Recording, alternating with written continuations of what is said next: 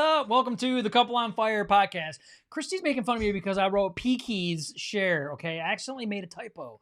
It's supposed to say please, and I'm pretty sure everybody's going to know that, okay? So excuse my fast typing skills that are actually pretty bad. So I accidentally made a typo. It's always like just. I don't always do it on purpose, just though. Just reread it before you hit enter. I didn't have time. I had like 10 seconds before we went live. Okay, I'm sorry. I can take time right now and go fix the problem. Actually, I can't fix it. So anyway, welcome to the show. We're late today, if you didn't notice, because I was trying to correct all of my spelling mistakes. Oh my gosh, that's not true.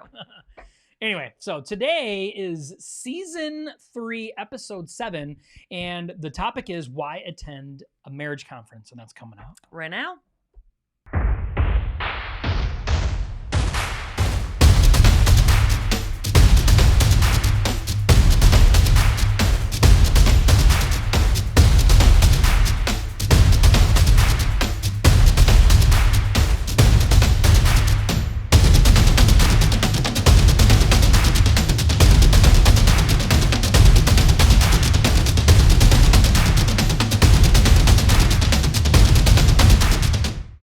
Two things. We're super excited about Saturday, and Katie, you're rude. Okay?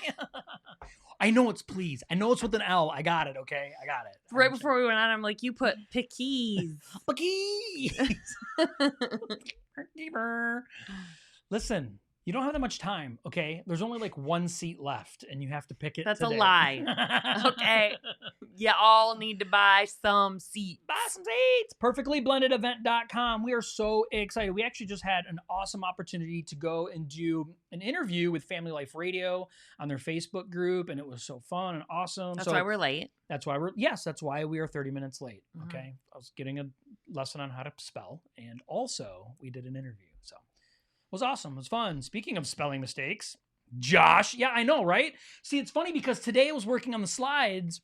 Okay, I was working on the slides today for this coming weekend, right, for our presentation. And good old Sam sitting there, and we're working on some lights and stuff like this. And he was like, okay, well, this needs a letter here, and this needs to be fixed here. I'm like, oh, thank you for somebody looking over my stuff. Yeah. Oh, yeah, thank you, Sam. Look at the shirts, right? Try and get them in the screen. Anyway, Perfectly Blended 2021. And our friend made it. She owns her own business, Sassy's Wild and Grace. She's the one that made these t-shirts for all of our volunteers that are going to be at the event. So all the volunteers are going to have these. That's right. So when you come to the event and you see somebody wearing this shirt, you know that they're a volunteer and they have all the information. All the answers. They know everything. All of the everything. They know it all. We will not have these shirts on. So don't come to us. Which means we know nothing. We know 0 things. And so, yeah. And apparently spelling is not Josh's strong suit. So, oh my gosh. Anyway, so welcome to today's show. We are excited. Today we get to talk about the very thing that we're getting ready to do on Saturday. And it's really about how important it is to go to a marriage conference, right? So that's what we want to talk about because today. We're doing a marriage conference. Yes. Yeah. And we've been to marriage conferences. We've done it. And there's so many awesome reasons why you should make sure that you take an opportunity, blended family or not blended family. If you are married, it's so important. You can't be yawning. I'm sorry. No, that's unacceptable. If I have to spell words right, you can't yawn. I know. I really tried to hold it in. You were trying to hold it in. I'm like... I don't know. Weird. Okay. Anyway, so it's important that you get to a marriage conference. Okay. So it's super important. So we just want to throw out some ideas, right? Some things that we believe are really, really important reasons why you should attend a marriage conference. And number one, a lot of opportunities. April 10th. That's the number one reason. Yeah. Number one reason is just show up. Right. Yeah. So anyway, so for our event that's coming up this week is about blended families, but really the important thing is about couples of blended families. So that's really what we want to focus on because we know that the change in your family starts with each other. Christy and I had to learn that along the way. You know, we've failed a lot in a lot of ways in our own marriage in the beginning, especially with blended family stuff, but we figured a lot of things out, not everything, right? We're still trying to work on it. But we have figured a lot of things out along the way, and we found, there's so many things that if you really put and pour yourself into them and make them important, that you can find so much success. Because our goal, we just said this on this interview, one of the goals is to make sure that our kids don't make the same mistakes we did, right? So Christy and I have been divorced, and we absolutely do not agree or believe in divorce. It has happened in our past lives, but we want to make sure that we honor God now where we are in our lives. And we want to make sure that our children go on and have healthy marriages and families so they don't have to experience all the pain that we've had to experience. So it's important that we focus on what God has given you at hand, and that's your marriage and your family. So that's why I want to talk about it today. Well, yeah, and you think about it is hard, sharing your kids for birthdays and holidays and things like that, and your kids don't want to have to go back and forth. But if you are already blended, God can still bless your marriage if you put Him at the center of it. And Jay and Laura are going to be there. They're going to be doing their things about marriage in general, nuclear marriages, blended marriages, breakout groups. Yeah. And then Josh and I are going to be doing things specifically for, geared towards blended families. Yep. But blended families could be someone that's widowed and remarried. And then remarried someone that's had a divorce. It could be two people that are widowers. It is people that have adopted. It's all blended families do have little caveats to each of. It's like a fingerprint. Every human has their own fingerprint. Every marriage has their own fingerprint, and then blended families can bring so many different dynamics into the picture when that happens. So once you are remarried, putting God at the center of it and really having biblical principles and a community of people around you that can understand you is very important. Boy, howdy. You said that. So Boy, well. howdy. Boy, howdy. Okay, so for the first thing, right, why is it important that you attend a marriage conference? The first thing is flat out to learn new strategies. Yes. And everybody learns differently. So every person, when someone says learn new strategies, what does that mean? Like some people, I learn new strategies by being around a community of people. So I like to sit and talk with people. I like to say, hey, these are things that we've done in our marriage, in our life. What is something that you've done in your marriage, in your life? Other people learn by listening to someone maybe that's done some research or used biblical principles, and then they put that out and they create an event around that, or they create content around that. So that's the beautiful thing about marriage conferences is everyone wants to learn new strategies, and everyone learns new strategies differently. Yeah. And I really personally learned being around other community of people so that I can talk to and I can brainstorm with and throw them out at the wall with. Yeah, see, and you and I are a little different on that. So I really like practical things, right? I like, step 1, step 2, step 3, point 1, point 2, point 3. I like stuff like that. So, and that's the beautiful thing about going to a conference is you get strategies differently. Like Christy's saying, you get, and if you have good presenters, they'll give you both of those. They'll give you theory and they'll give you examples and they'll give you opportunities to be able to talk with other people. But at the same time, they'll give you practical things that you can leave with and say, hey, you know what? When I get home tonight, I can try putting this into play into my own personal life. It's a new strategy. Maybe it's something you've never thought of before. And I think that's what makes it so exciting is we get to go and we get to be humble, right? Because we don't know everything. Our marriages are never perfect. But they're always a work in progress. And it's like, if I can go to a marriage conference, maybe we will go to a conference that we're like, I didn't get a whole lot out of this conference, but you go to another one, and the next one you could be like, oh my goodness, I got so much out of this one because, they said and a bunch of things that now strategically you can put into play into your own marriage and your own family. So it's important that we go because we need to learn new strategies, how to do things differently, how to speak to our spouses differently, because there's always something that we don't know. Always. Yeah, and I really like when it is time to sit down and listen to someone, having a booklet or something so I can sit and take notes or even doodle. Because believe it or not, I can listen when I'm doodling. It's true. If I'm just sitting there doing nothing, and I know the listener, the people that can, audible listeners, audible learners, they can sit there and literally just and absorb everything the speaker is saying. I cannot do that. That's me. My brain zones out, and the next thing you know, I've zoned out for a good 10 or 15 minutes, and I'm like, oh my gosh, I missed everything they just said. Yeah. I've been thinking about what we need to do this weekend and all this other stuff and didn't hear anything. But if I'm writing things down, it imprints in my brain or something. Yeah, and so we created a workbook for ours because we tried to pick up things that's worked at other conferences for us. We're like, you know what, we want to make sure that we apply this to the conference that we're having. So, the one-day event that we're having, it's like, we got to make sure, like Christy says, you know, like I need something I can write in. Even though Josh doesn't, I'm like, okay, well, if it's important to her, like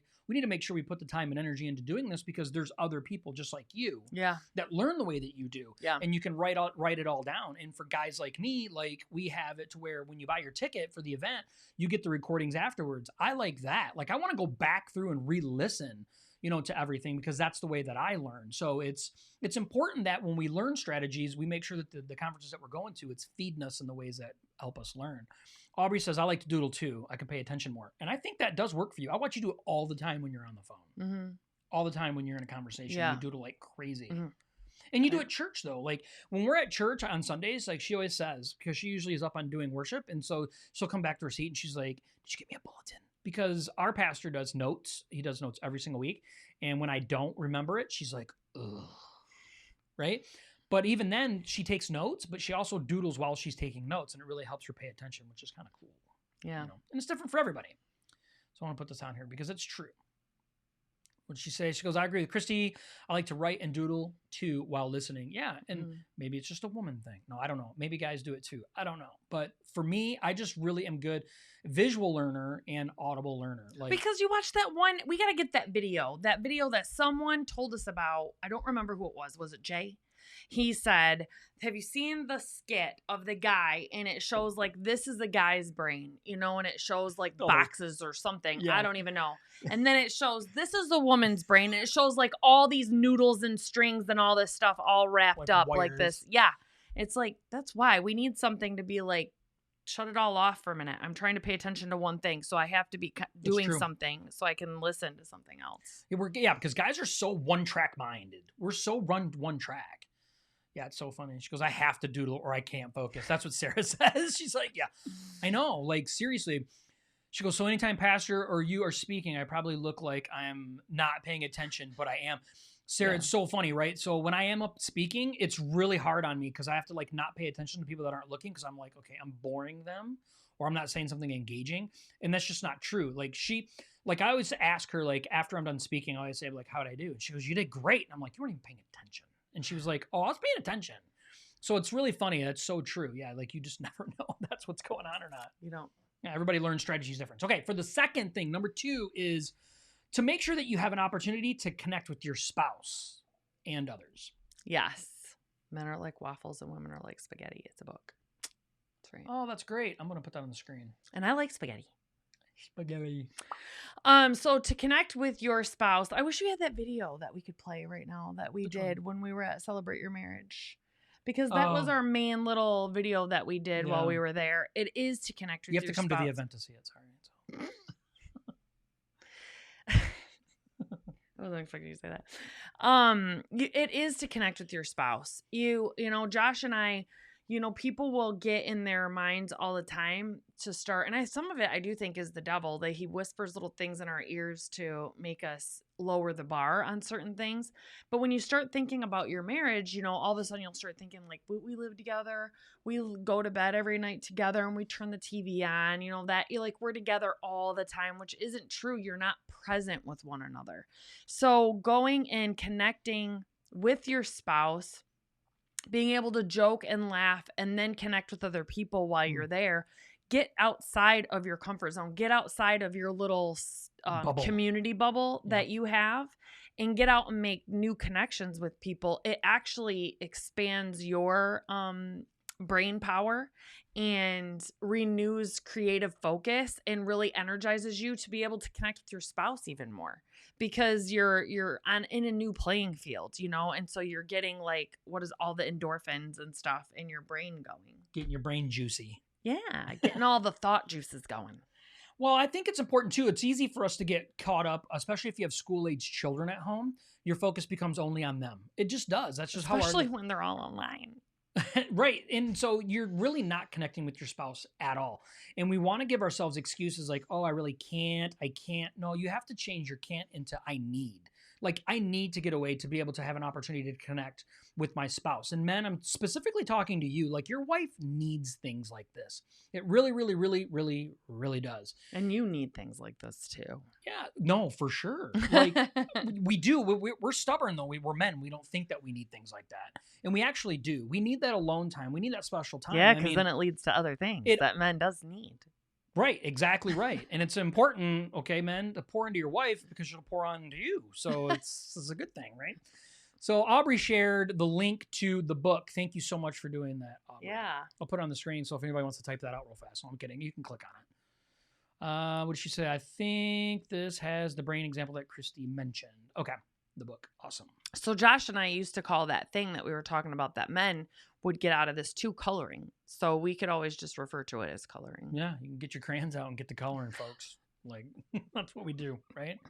Men, so make sure that you do that, right? So it gives you an opportunity to really connect with your spouse in a very special way. That's the one thing that I love about the marriage conference is it really gives you an opportunity, and they almost like purposely force you to connect in a certain way, which is really, really good. And if you can go to an overnight one, which we're going to go to the Celebrate Your Marriage one on Mackinac, that's in May. Get your tickets now. Get your tickets now. And we're going to talk a little bit about it at the event as well, but it's important that you do that and you spend at least one night away. Like, that's super intentional, and it's hard to do, I understand, but it's so important for the connection thing. We are always glad we do it when we go away. It's just you and I, even if it's just for a night. It is. So important. Okay. We went to a bed and breakfast for our anniversary last year, and we just went one night, and it was amazing. Yeah, it was. That big old hot tub in there in the room was awesome. Okay, so number three, why go to a marriage conference? To help deepen your relationship. So this is like I joke around with Josh all the time, and he can attest to this. Because every once in a while I'll all of a sudden get a bug up my butt, and I'll just be like, we'll just be together, and we're always sitting next to each other. But even maybe before we go on our podcast or something, I'll be like, pay attention to me. Just sit and listen to me. Talk to me. Usually before you go to sleep. Like, one eye closed, you usually say it. Whatever.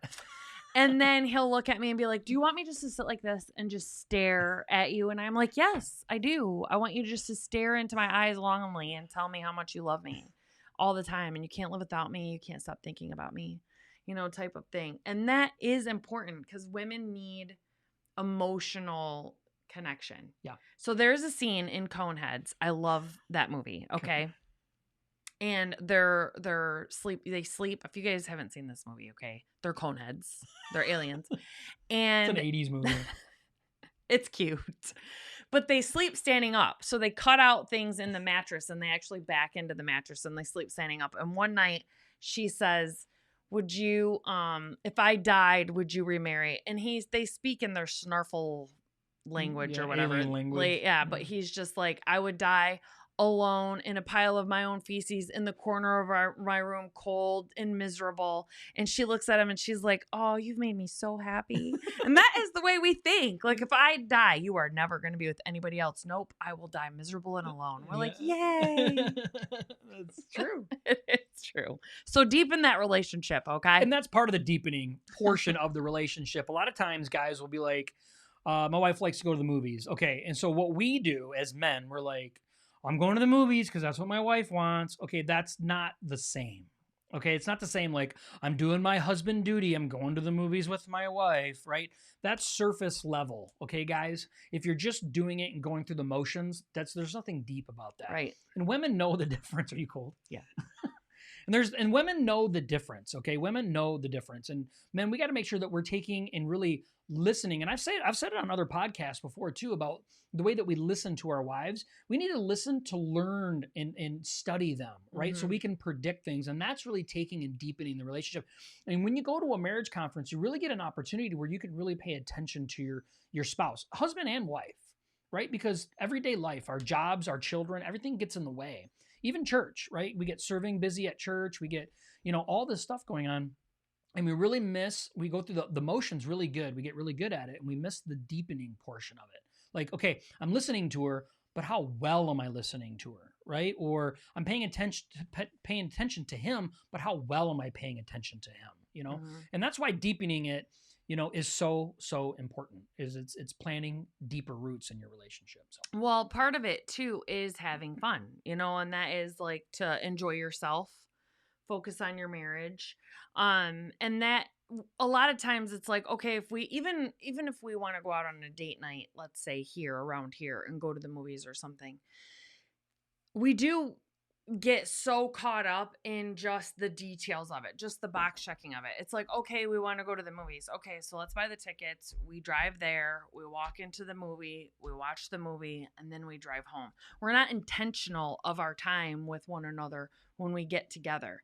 And we really have to make sure that we're focusing and preparing our minds. I heard Brendan Burchard say one time that before he walks in the door when he gets home from work, he sits in his car for like 5 minutes and he talks to himself and he says, okay, I'm going in my house. I need to prep my mind. I need to talk to myself to say, okay, I'm going to be in the house now. I need to decompress. I need to pay attention to the people that are in my home.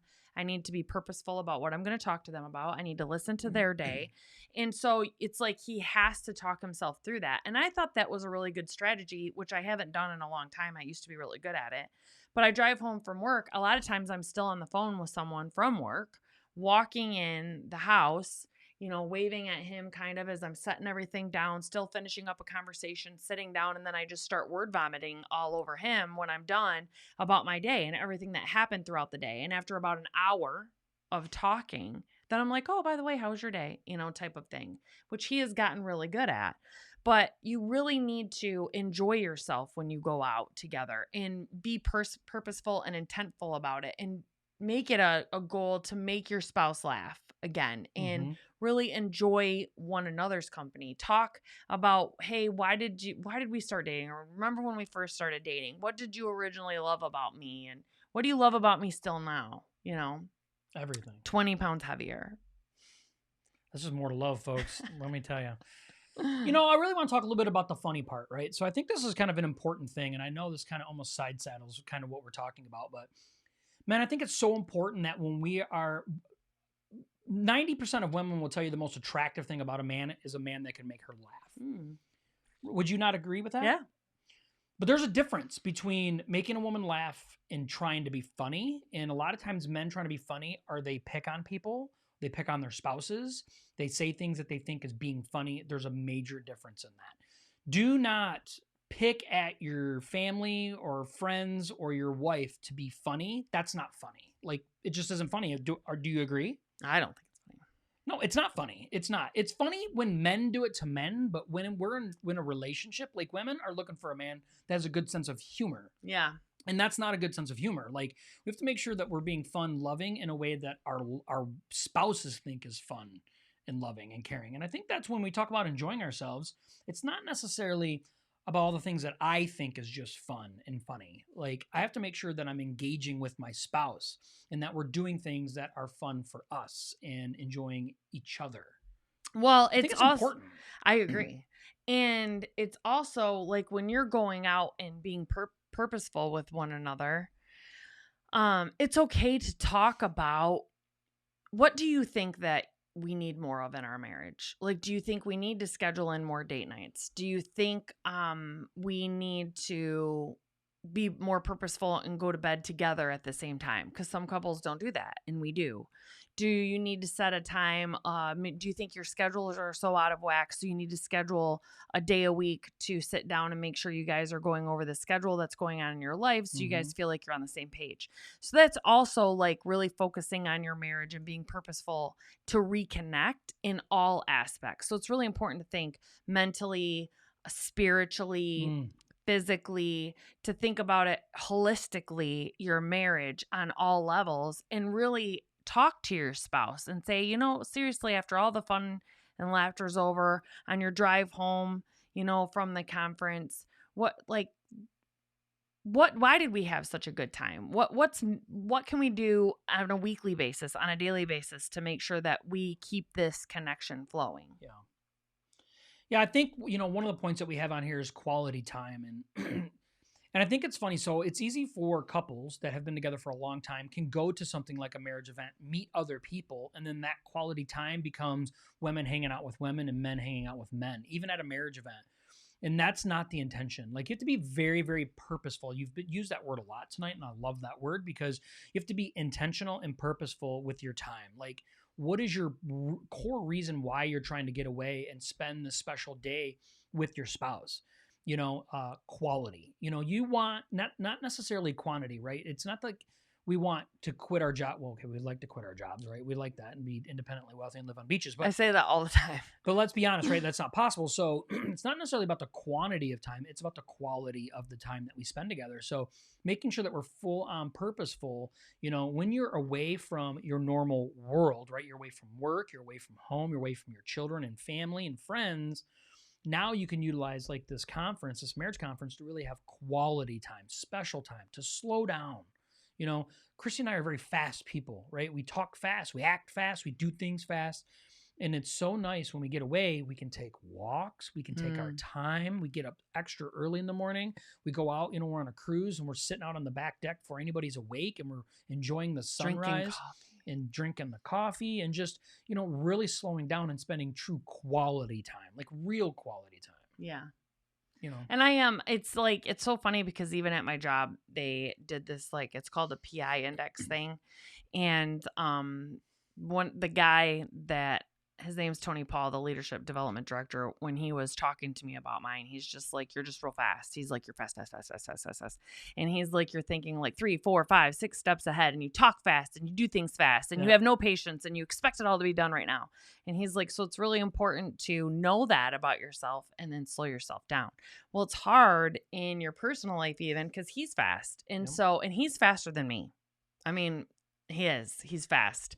So it's like, okay, I try to slow myself down at work, but then I have to amp up. I'm I'm like, okay, I'm getting ready to walk in the house. I gotta be like, ooh, all this stuff.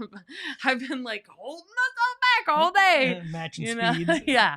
Yeah. So that's what's awesome about quality time with us is I started thinking the other day, and I pray. It's so important to pray because I find when I really slow myself down in the morning and I'm really praying about my marriage, praying about our life, it slows me down. And then I can really hear the Holy Spirit bring to my attention something that I hadn't thought of a while. Like, have you really told your husband how appreciative of him you are, about everything that he does? Our spouses, I do so many little things that he might not always realize. And he does so many little things that I might not always realize. Like the bathroom garbage cans. I'm the only one that takes those out. I don't expect anybody else to take them out. It's just a natural thing that I do. I see them full. I don't start thinking Josh never takes out these garbage cans, because what I want to think about is Josh takes out all the other garbage cans in the house. Okay. And there's a lot. I only take out the 2 bathroom ones, And so when we really slow ourselves down and really start praying about our spouse, praying for our spouse, the Holy Spirit will bring up to our attention things to remind us what we have to be thankful for, the things we need to maybe refocus on, the quality time that we do have to spend with one another. And, there's a saying that couples that pray together stay together, type of thing. So it's very important to pray together. We started doing that more often too. Mm-hmm. And there's little books that you can buy, like the Love Dare Challenge or something, these little things that you can read at nighttime to just takes 5 minutes, to talk things out that will help spark the reconnection. If you don't know how to get going to marriage conferences is one.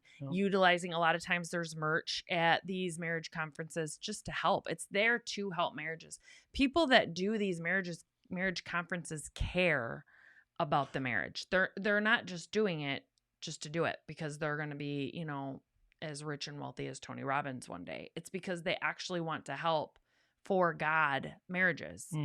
And they understand the struggle. They understand the need for that, so yeah, it is important. So this coming weekend at our event, one of the points that Christy's actually going to talk about is about the hierarchy of the family, right? God's hierarchy of family. And in doing that, you have to be very purposeful in your relationship. You have to be spot on knowing that, your marriage is one of the most top priorities in your life. And we really put that way down at the bottom. It's easy to put our work above that because we can come up with 1,000 reasons why paying the bills is so important. Without a house, I wouldn't be able to have a place to live. We're real easy to make all these excuses and the kids and all this stuff. But in all reality, God says, if you live your life the way that I'm telling you to live it, you'll find it to be the most fruitful for you. You'll find the most peace. You'll see how families are really designed to be if you follow what I say. So put me first, which is God, and then put your spouse next. So really focusing on your marriage, couple conferences, like Christy's saying, the merch that they have at these, these books and stuff, the Love Dare, focusing on this stuff in your marriage will pay off in spades in your personal relationships. Your families will become stronger and better. Your own relationships, even in your walk with Christ, will come stronger. Yeah, and I do want to back up a little bit and talk about that. So, if you are working and you find yourself, I can easily slip into being a workaholic, like easily, and get consumed by it. And my thoughts don't stop thinking about it. And I'm thinking about how I can fix this and this and this and this and this and do all these things. And okay, this is another great idea. I want to try this and do this. And if you're putting God at the center of your life, he will slow you down and help you. That's why God has to be first in everything, because he's the only one that can help us balance this crazy thing we call life. And I find that when we start getting all out of whack and all out of sequence with all of these things, it's because we're trying to do everything on our own without him in it at all. Like I can handle, and it's natural for us. Like if you're used to working and used to doing all these things, you just do it, right? You're just going with the flow. Mm-hmm. But then something's out of balance because of that. Your marriage is out of balance. Your parenting is out of balance. And technically your work is out of balance too, because you're probably burning yourself that you're making rash decisions and being reactive. So God has to be at the center of everything. And then your marriage, that's why the hierarchy is so important, because the marriage is the next thing after God. It's not your job. It's not your kids. It's the marriage. But God has to come first. Amen. So we want to encourage you that if you haven't yet, come on out. Come hang out with us. It's cheap. It's not going to cost. It's basically the price. It's inexpensive. It's inexpensive. Is that, you like that word better? Yes. Okay. It's inexpensive. Okay. There's a lot of value. You're actually going to leave with merchandise, free stuff we're giving away. We're going to have one big free giveaway at the end of the conference that actually is worth something. We want to make sure that we have an opportunity to make it worth your time. And I'm telling you right now, just coming and seeing Jay and Laura LaFoon, you're not going to be sorry. You're going to be absolutely elated that you came, and you're going to enjoy yourself. You're going to have laughs. We're going to feed you well. You're going to have lots to do, lots of notes, and lots of fun. So if you haven't signed up yet and you want to sign up, perfectlyblendedevent.com. You can sign up now. Grab your seat today. All right, so that's all we got. And so we're going to come back next Tuesday after the event, and we're going to share how it all went. Yeah, and a lot of our friends and loved ones are going to be there helping and volunteering. So it's just going to be a great, fun, loving time.